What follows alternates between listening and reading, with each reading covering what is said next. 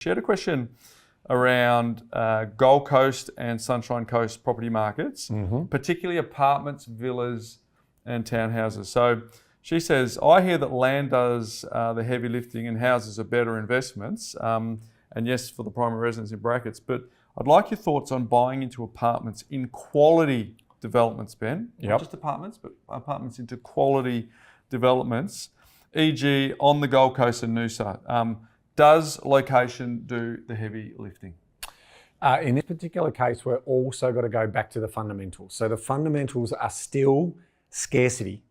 So if there are lots of wonderful apartments with lots of consistent views and there's no scarcity associated with that, there is a risk. There is a risk of ultimately having some oversupply in those particular markets. Now, we've talked about this before in the sense we're not saying that all medium and high density apartment is bad investing, because we do know that lots of people love to head up to southeast Queensland and enjoy some great holidays and the like.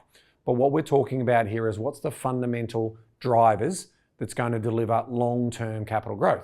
And we know part of those is scarcity associated with supply over that long term.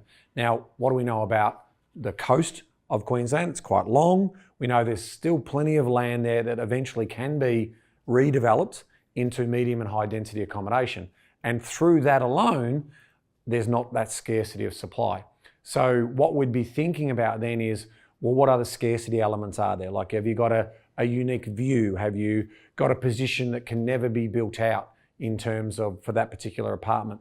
Because what you're trying to do is remember that your property is still part of an overall marketplace, and it can't just be your property alone that needs to move. There needs to be a movement in value of those, and that's all fundamentally off the back of land appreciation.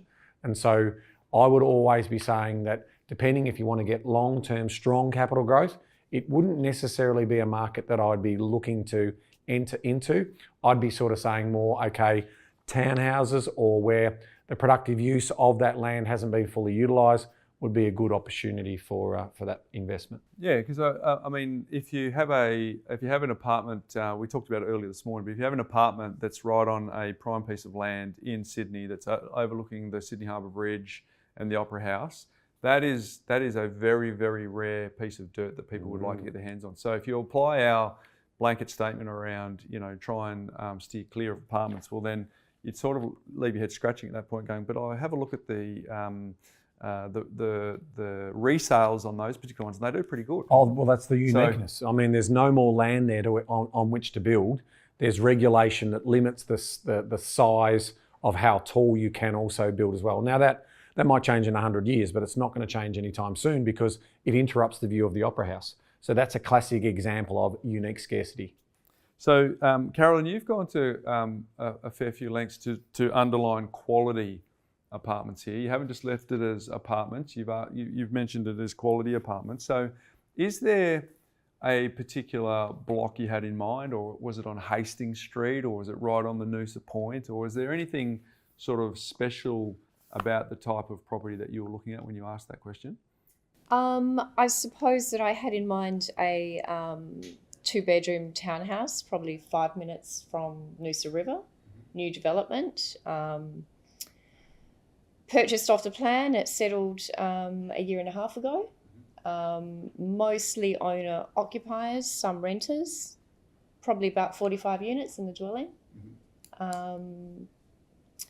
Double story,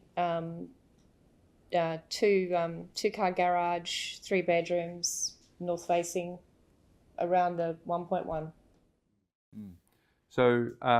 So then you start to move into some scarcity elements, right? You're near the Noosa River, you're still close to town, but my initial thoughts are, around 45 units is starting to get a little bit higher, so we start to lose some of that scarcity. But again, if you're getting in close to some of the better parts of Noosa, that could be a positive thing. But we tend to want, if we're going to go for that particular type, we still want to go for the established properties nearby that are similar, largely because, you put in here the depreciation the first 5 years, greater value in depreciation the first 5 years of a new build, and then when you do get extra costs, i.e. increases in body corps and maintenance, kick in both terms of their time frame. So yes, you do get better depreciation benefits when you do buy something newer, but we don't want to get that at the expense of